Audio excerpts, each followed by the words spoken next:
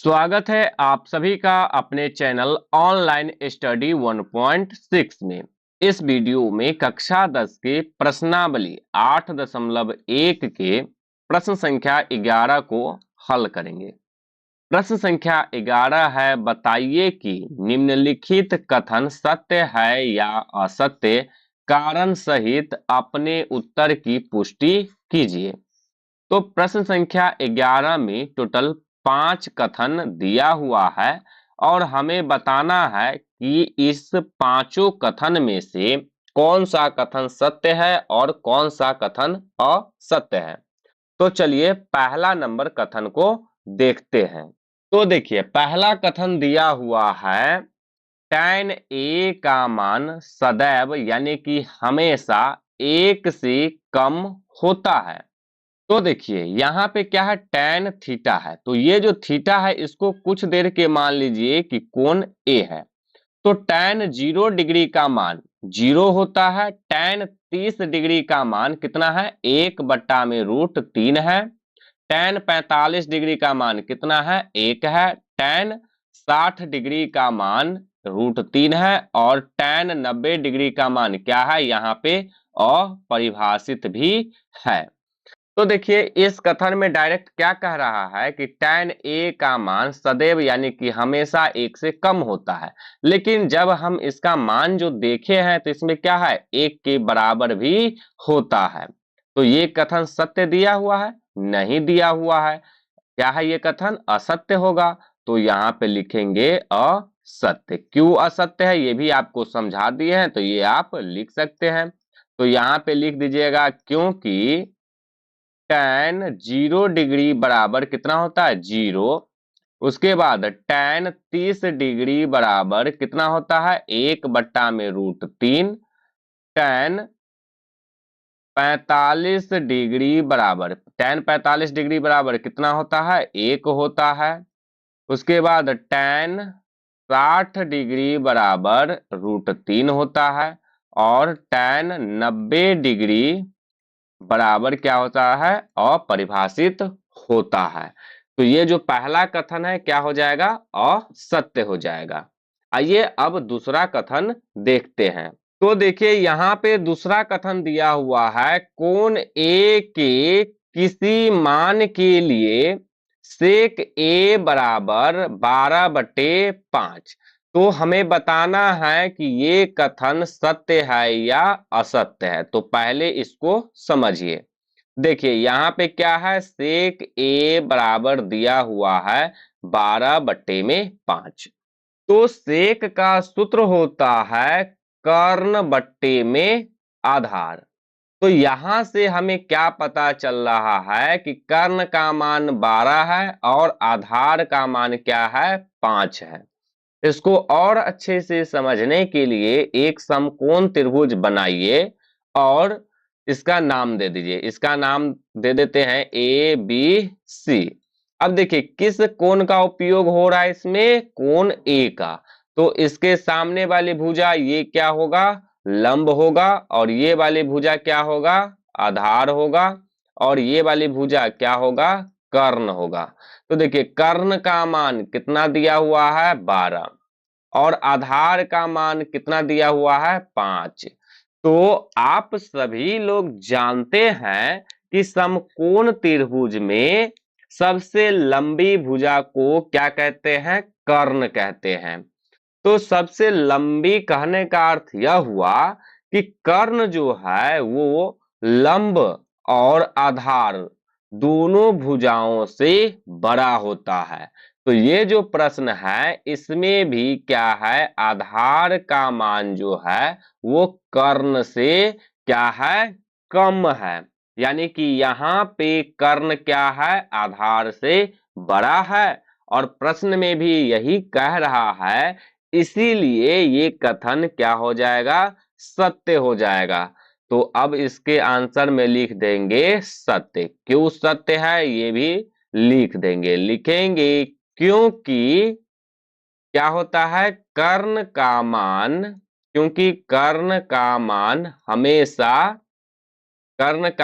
हमेशा दोनों भुजा से क्या होता है, दोनों भुजा कहने का अर्थ यह हुआ कि आधार और लंब।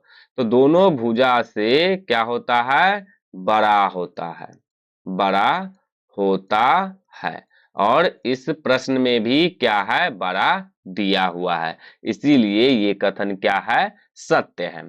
आइए अब तीसरा नंबर कथन को देखते हैं।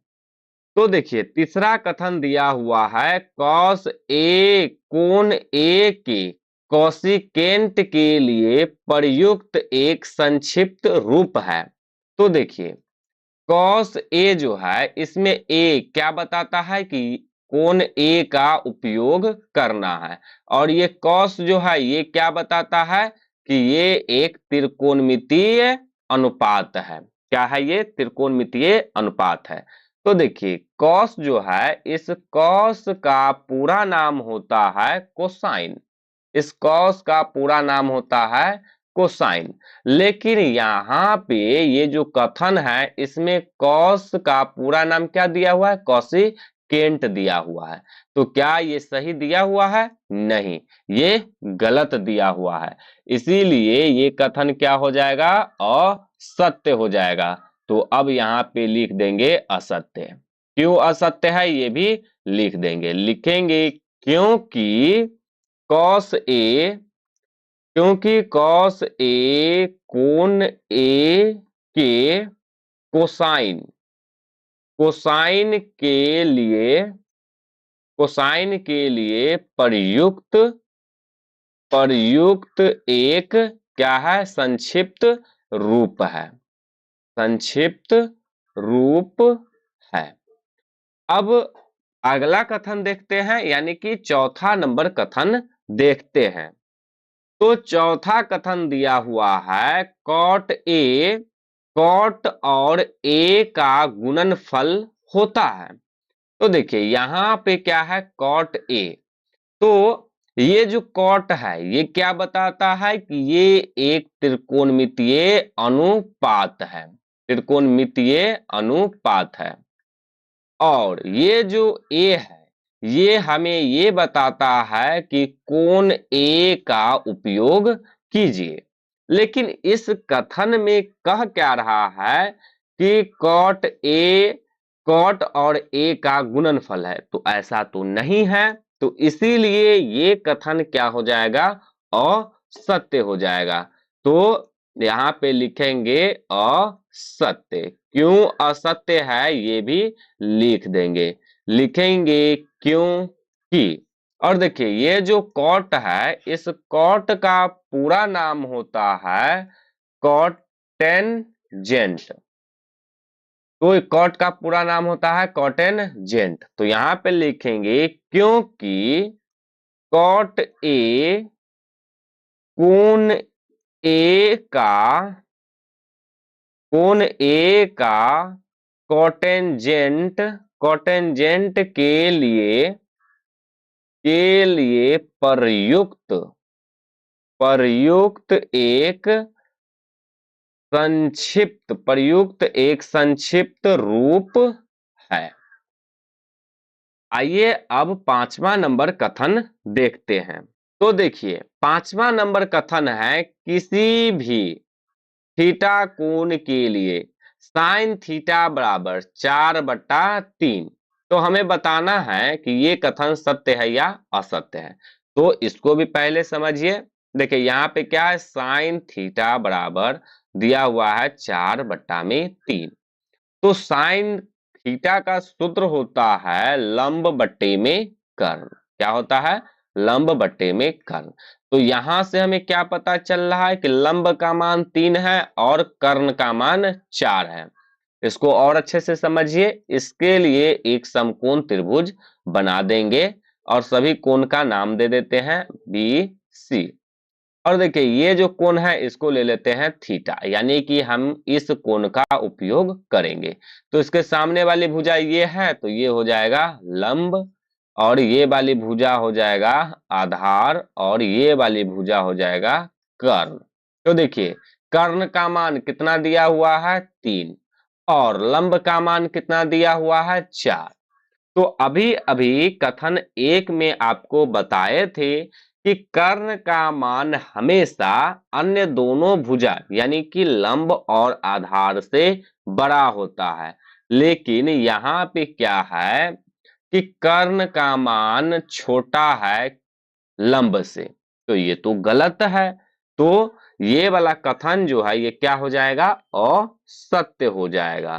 तो अब यहाँ पे लिख देंगे असत्य। क्यों असत्य है ये भी लिख देंगे, लिखेंगे क्योंकि क्योंकि कर्ण का मान क्योंकि कर्ण का मान यहाँ कर्ण का मान यहाँ लंब से क्या है, छोटा है, लंब से छोटा है, इसीलिए ये कथन क्या है, असत्य है। तो उम्मीद है कि आप लोगों को प्रश्न संख्या 11 अच्छे से समझ में आया होगा। यदि समझ में आया हो तो इस वीडियो को लाइक कर दीजिए और चैनल को सब्सक्राइब जरूर कर दीजिए।